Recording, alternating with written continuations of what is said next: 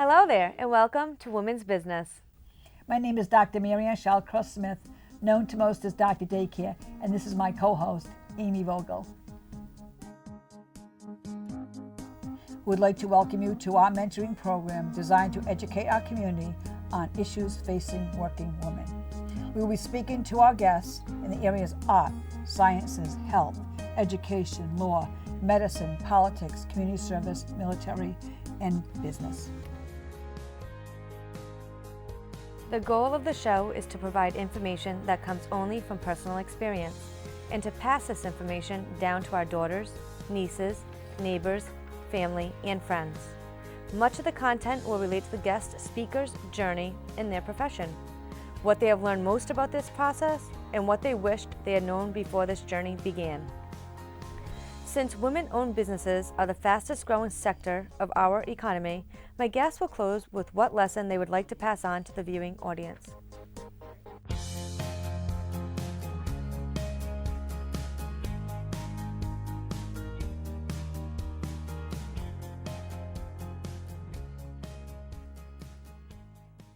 Hello there. Thank you for joining us on Women's Business. We are honored and welcome to the show a colleague of mine, Kate Banks. How are you, Kate? I am well. How are you? Good, good. We work together. Yay! We do. We have such a wonderful team, don't we? Yes, we do. And I also want to say, Amazing. Yeah, an amazing team. Absolutely amazing team. And we're such an amazing team that the person who was supposed to do the show today unfortunately couldn't. Something came up with their family. And Kate steps right up after Rebecca asked her to do it and says, I'll do that. I'm happy So- to step in. Thank you. The great sub. So we kind of know each other pretty well. So I want the listening and viewing audience to get to know you too. Okay. So tell me something about you. Maybe that I don't know or you want people to know. Okay. Well, I come from a very varied background, I guess. I've done a Yeah. lot of different things. I've done home daycare. I've been a kindergarten teacher. I've moved around a lot. I've worked at a high school for pregnant teens that cared for their child. I've had a lot of different experiences. So I think those experiences have Wow. kind of put together a lot of my perspective on things. Now, one thing you and I have in common, we both did home daycare, known as family childcare. Yes. Correct. That's I would talk to people like, use the right term here, like it's family childcare. I spent 20 years in the profession of family childcare. How about you? How many years were you doing it? I did it for a few years in Rhode Island. I had a licensed home childcare in Wakefield when my children were little. And then I moved to New Hampshire and kind of took that with me and had a smaller childcare there. But I left, I was a lead preschool teacher when I first got out of college, and I decided to do the home daycare because it was just the perfect blend of Yeah. working, being home with my children, and I had someone, a full-time teacher assistant with me, so I had another adult to talk to. Oh, It just was the perfect blend of everything. Yeah, because for me family at that daycare time. can be very isolating. It can be very, very isolating. When I did it back in the 70s, I look back all these years later like, wow, you can be kind of alone. You really can be. Yeah, absolutely. I don't know if this works for you, and it's happening to you, but the families that I daycared in my home, I still have relationships with them today. Do you?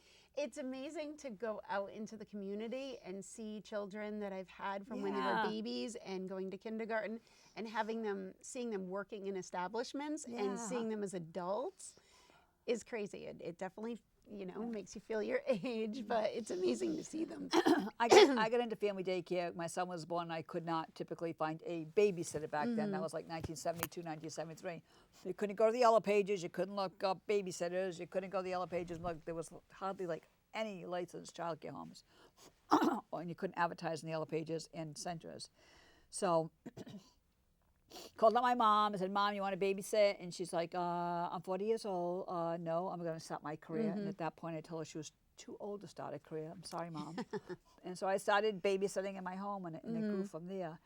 And the funny part about it is, Amy was born 6 years later, so I was well into my home daycare experience. And Amy, one day when she probably could talk around 2.5 years and 3 years old, we got off a conversation, she goes, where did all my friends go, and why aren't they here 2 days and they come back the whole day? She thought that was part of your home-based daycare. That was part of her home as the environment. I realized at 3 years old, I was probably about maybe less than 30, that she realized this is her environment. And your kids get really into the whole aspect of family daycare. Did you find that Yeah, too? I like the fact that it teaches them to really kind of go with the flow Yes, of it life. does. It does. I yeah. liked doing it before Rachel was born because I knew a lot of how I wanted to be as a parent, because you're entrenched in that field and you're working with other families and you know the things that you want to do and the things that you don't want to do. And of course, a lot of times that changes with circumstance as you are a parent. But I think it really taught my children to kind of just go with the flow of life. And I agree. With my youngest, with Molly, I worked outside the home. We were trying to build a preschool at a church, and Oh, she really? came with me. Oh, wow. I didn't know that about you. Yep, we had a morning play group that was free for the families. They could do a donation if they wanted to, and Molly came with me to that. So she got to see that working side of me, plus go and play with her friends. And Yeah, if you're doing in your home or doing a preschool, Yeah. Absolutely, your child get to see you as a mom. They get Yeah. to see you as A role model in business. Yeah. Absolutely. They get in every aspect of you. And also you're making money, which is certainly the aspect of the whole thing. We did that for many, many other reasons, to make the bills, pay the bills, bottom line. Yeah. You know? There's a nice little balance to your life too, that when you're working, you do have that luxury of throwing in a load of laundry, starting dinner, and helping yourself to balance that life a little more. You don't have that luxury when you're working outside of the home. It so. does, yeah. You're inside your home. Like you said, you can put the laundry in, you can start dinner. And you're right back to work in your It's professional all, work. It becomes all part of your day. Yeah. It's really, that's how I started my whole childcare business, not realizing that it could grow to a situation like this. But in the meantime, that was all part of your children's day too. But it was perfect for me for that time of my life when my children were little. It It was perfect for Yes, that it is, part of my life. So my kids always said I was never without friends. There was always a friend in the house for them to play with. Yeah. So tell me, home daycare, and then what came next? I had a lot of different experiences. So I taught kindergarten. I was down in Florida at that point. How'd you get from New England to Florida? What brought you down to Florida? Well, I went up to New Hampshire because at the time, my husband and I at that time had businesses that could be moved. Oh, wow. So self-employed, and decided to go to New Hampshire because love New Hampshire. And then Rachel started kindergarten, and I realized I was kind of doing it backwards.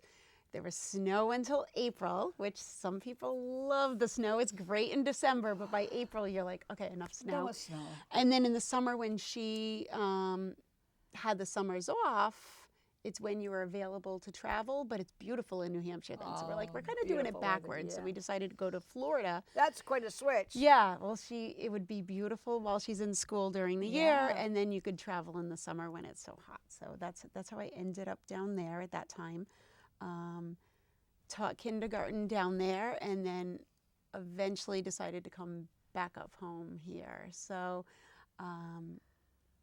I worked as a substitute teacher quite a bit in public schools also. And the thing that I loved about subbing is it does give you that perspective of all different teachers' classrooms. It does. And I loved being able to go in and see how a class was on a day that their teacher wasn't there. And you could see such a difference in children who knew the routine, knew the consistency, knew what to do, could pretty much run the day without their teacher. Yeah. And we're just taught to have that independence. Yes. And teachers that were like, oh, the teacher's not here, it's a free-for-all. So I love that perspective and getting to see lots of different classrooms. A lot of my friends who are substitutes said that it's a great learning experience because you can actually model your classroom once you become a full-time teacher over what you have really learned in the environment. Yeah. And it really helps you to gain access to a classroom and know really what you want for your students. Yeah. It's a great thing to teach a child to learn how to be in the world with everyone and not just how to be with you. So I like that. So then I came to Dr. Daycare, got the chance to be an administrator. Now, tell me, how did you end up coming to Dr. Daycare? I'm actually very curious. I do HR and a lot of other aspects, but I'm very curious to see. So Friend bring you in? Did you go online? Did you? How'd you? nope, it was replying to an ad. I saw it online. Got it. Knew the name. I knew of some other individuals who had taken their children there before, and I had heard good things. And it was a chance to be an administrator instead of a teacher. And it was great. I got to open the Smithfield location when it first opened, went to West Warwick and opened that location. And then now I get to consult with the administrators, which is very rewarding for me. I also decided at that time to go back and get my master's, which... Busy lady, very busy lady. It was a great goal to reach because I thought that it was going to be such higher level learning and I had to have all of this knowledge to be able to accomplish that goal. And once I started the classes, I was like, I don't know why I did not do this way back when. Actually, sometimes I think a master's degree is easier than a bachelor's degree. Yeah. Because you're really zooming in on what you really like. You're perfecting it type of thing. I find a lot of people sail through their masters and thinking, oh my God, this is such difficult to achieve, but it really isn't. Because now you're really zooming in on things that you really like. Yeah. Forget the 2 maths and forget the 2 English. Yeah. Except for statistics. They still have statistics? I do. I heard you're really good at that. I do like math. I'm a math person. Yeah, Lisa told me that. Like, you're really good.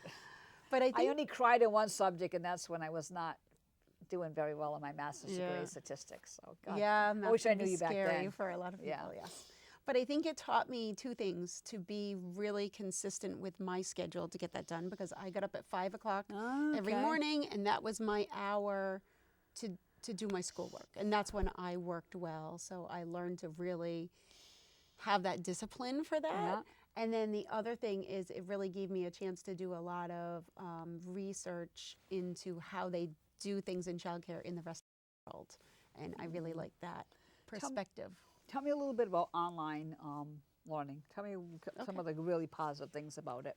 One, you just said you get to know what other people are doing. Yes. It's not just all about Rhode Island. It's all about pretty much the world. Yep, I did do my master's online, and I really like the flexibility of that. You had due dates each week, but it was a consistent schedule. And you do, there was a cohort of those of us who were in the same classes, and it felt like you built a community with those people, but you got very different perspectives. It's different than going to, a college in a town, and everyone's primarily from that town, and there's many similar perspectives. I did take classes with people that worked for colleges, one woman that had her own college, all different, a couple of people from Hawaii and worked with children there with more needy populations, so lots of different perspectives. And anything that really sticks that was outstanding to you? You're like, I wish we could do that here? I think I got very interested in the level of freedom and outdoor time that they have in Finland and Sweden and those countries. So, and I do trainings now, and I based one training, actually the one that I did at NACI this past year, on how they do things in the other countries compared to how we Give do us it some here. examples. I'd love to hear about these trainings. So, absolutely. Yep. So 4-year-olds in Sweden, Finland, they are in a kindergarten program, and I focused on one of my training that was completely outdoors all day. Wow. So they did things like run through streams and climb hills and practice their knife skills with whittling wood. I mean, a lot of things that we just don't do here. There's a lot of safety-minded practices. Oh, yeah, we are. In our country. We truly are safety-minded. Yeah.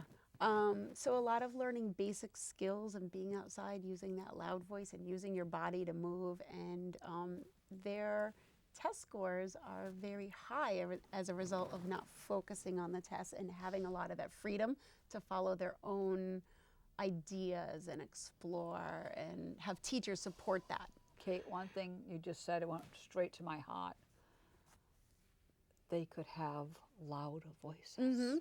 That's what children do automatically. Yep. That is part of their being. I find it very difficult when I hear a whole bunch of teachers, shh, shh, like going against that Yep. grain. It's Using almost your like not voice being and- able to drink water. Like, Yeah. you know what I'm saying? I can't and using your explain it. body. Yes. Let children get their voice out. Let them get their excitement out. They will have different levels of Yeah. that.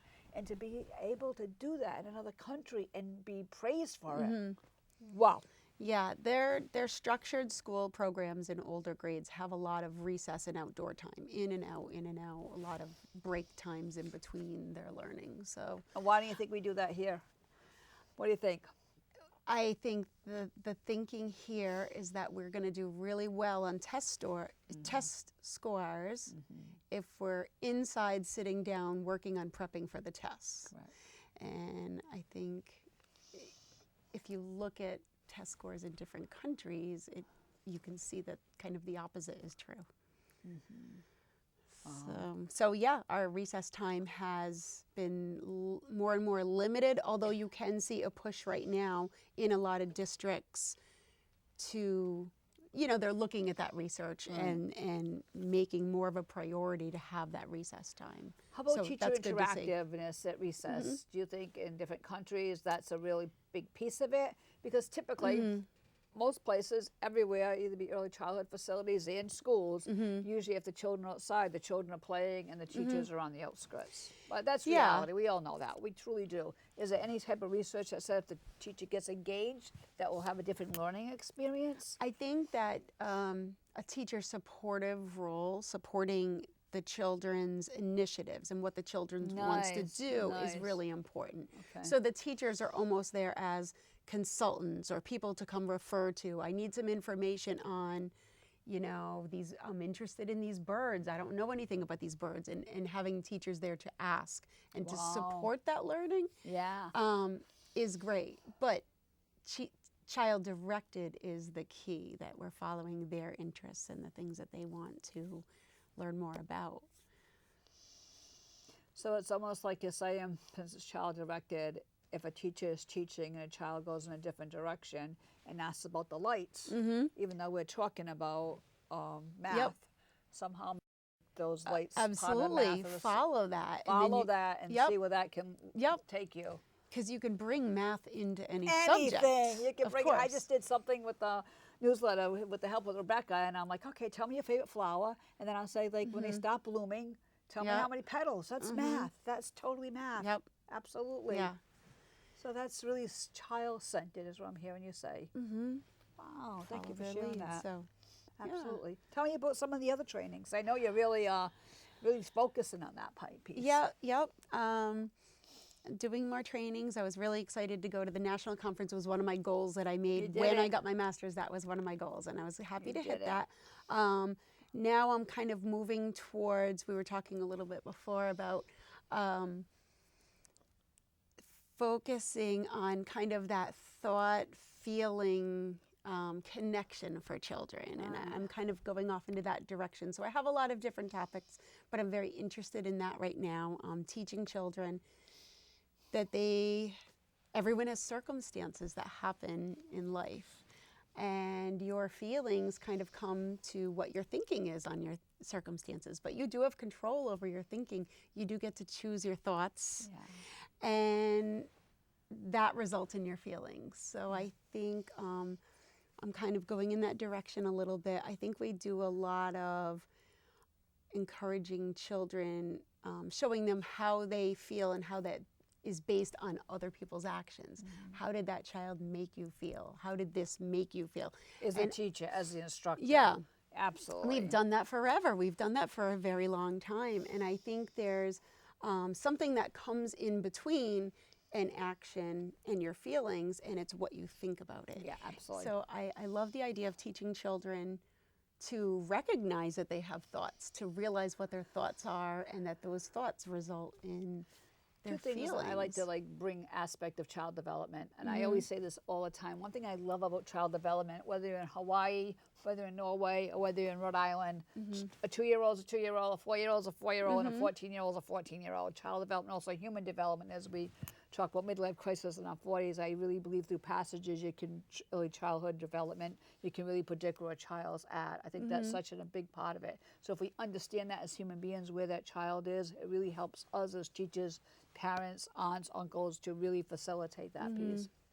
I have a question to you. I am a 4-year-old, and keep in mind, 4-year-olds typically out of bounds in their energy, which I think is the absolutely most wonderful energy in the whole wide world, because it really keeps a teacher like checking on what's going on in the whole 9 yards, because what they would do at 3, they're certainly doing it very different at 4. So I come to you and say, Johnny, God bless, I always say Johnny. Johnny just hit my knee with the block really hard. He hurt me. How would you respond to that from your trainings? Right. So you got hurt, you got hit. Obviously, you have to initially tend to any physical needs. So if you're bleeding, you're hurt, you need physical care. You know, that's the priority. Other than that, I think we can coach children to, okay, Johnny hit you. Do you want to think that Johnny made a mistake, and do you want to go talk to Johnny? Do you think that Johnny's not having a great day and maybe we can do something to help Johnny? Are you thinking that you don't want to play with Johnny for a while and go choose another center? What do you want to think about this? So I think introducing children to the idea that what would you like to think about this, that they have a choice, and it can result in different actions that they take. It could result in different feelings that they have. But just because Johnny hit you with a block, you don't have to be sad. That's not your only choice. So I think beautifully said. It kind of opens something up for that child. Typically, may I say, Johnny comes to the teacher and says, you know, Johnny just hit with the block, and Jimmy comes and says that. And typically, we're everyday teachers, like, well, you need to move to another spot. Well, stay away from Johnny, correct? Yep. Here's the solution, right? Here's the solution. Here's what you need to do, and get on with it, and the whole bit, and on to the next, whatever. God bless 4-year-old teachers do, because they're really, really busy. I've been enough 4-year classes to know this. It's nonstop. So how do we get that teacher to make that transition? It's not the child. The child will always come with those situations. But you just beautifully said it. But how do we get teachers to make that transition? That's what I need to know. I think part of that is helping teachers to realize their impact on the children. I don't think that they believe that they have as much impact on children as they actually do, because children will do what you do, not what you say, right? They're going to roll after what you do. So I think part of that is helping a teacher become aware of how important their actions are, the influence that they have on the children. And then it's just a matter of teaching what they do, and the understanding that what they do matters and what the options are. What does it look like? What does it sound like? You mentioned online learning. I think seeing videos of things in action is so helpful. I know part of our orientation practice has started including many videos of what things actually look like. Because if you tell a teacher what to do, sometimes you need to see it and feel it and experience it and see the results of it. I remember learning that when I was in college. I was working at the Child Development Center at URI, and I remember not realizing the impact that I had. And there was a little boy who was on the climber, and he was doing something that we didn't want him to do, and I had kind of coached him on what was a better choice to do. And I remember thinking, oh, that child didn't listen. He didn't absorb that at all. And then a month later, I was there with that child, and he mentioned something about that conversation, and I was like, I can't believe he remembered that. Like, I thought that just went in one ear and out the other, but you don't realize the impact that your words have. And sometimes it's just about putting something into words for a child and saying that out loud, not causing any action to happen right there. You're just putting the circumstances and what's happening into words, and they hear you and take that in, and you don't get to see the impact of that. Yeah, you don't. But there is one. But there's totally one. Yeah. I think if you talk to any child of the age that you certainly understand, they will always remember the teachers that listened to them, that listened and understood their feelings, really. And that's a good example. You were able to take that time and then weeks later see that come into play. Yeah. And you really don't know where that child's going to take that. Right. In their home with their siblings, in the neighborhood playing. Yeah. Just giving children a very, very different approach to something really helps out. And as a young teacher in your 20s, college student, like that feels good. Like, wow, I had an impact. It feels powerful, It you know? It really does. Yeah. Yeah, absolutely. And the other aspect about the whole thing too is getting our teachers, who are such busy people, completely busy, and I respect it because it's a busy day. Getting, even if they do spend the whole day doing that 2 or 3 times to that child who actually really especially needs it at times. If you maybe set yourself a goal 3 times, I'm not going to say go play in another area. Want to stay away from him. Three times today, I am going to take that and use the skills that you had. And coach That's someone. a goal for themselves to get through. Yeah. And then also, as you say, you're a mentor to the facilities. They have you as a mentor too. If we do 3 children a day times 10 classrooms, that's 30 children who have been heard differently. What do you having think? an impact, yes. Because it's a hard change. Yeah. I mean, I see it with my grandkids, like, oh, just go in another room, play. Come on, just switch the rooms over. Yeah. Instead of really getting down to their level and saying, why is he aggravating you? Why is he really bugging you? You know? Yeah. Kind of see yourself as a coach. A for coach. them. Yeah. That's it. Yeah. You coach, a coach. It's a very good aspect to do that. We have a couple of minutes left. Once again, I want to thank you so much for substituting. It's been a great show. Anything you would like me to ask that I didn't ask it you want to mention? No, but you know, you kind of sparked a thought when you said something about our young teachers today being so busy, because I think there is a challenge in giving them the training that they want. Yeah. I do hear from young teachers a lot that they want to be trained. They want to be in the classroom and know what to do and to have that confidence. I was just talking to a teacher the other day about the confidence coming from running a great classroom and which comes first. Yes. And we kind of had that conversation that a lot of teachers think you need to run a really good classroom and then that confidence will come, but it doesn't actually have to work in that order, because when you have that confidence, you can see the result in your classroom. It makes a big difference in working with children. So I think there is a challenge in reaching teachers for the training that they want in their busy schedule. There's a lot of teachers that take they're taking college classes. Oh, busy. Yeah. Are they saying to you the best way for them to get trained? Are they giving you any hints on what we need to do? So I think offering kind of a blend is really important. Yeah. Online learning is important. In-person training gives a lot more things that you cannot get from online. Absolutely. So kind of meeting them where they are and offering training in the way that they like. In the moment is, mentoring in the moment is the best. Is another way, to. If you can get in that classroom, mentor that moment, guess what? You can. It sails you away. Thank you very much, Kate. We're down to the last seconds. I really want to thank you. It's been a great women's business. Thank you for having me on. Thank you.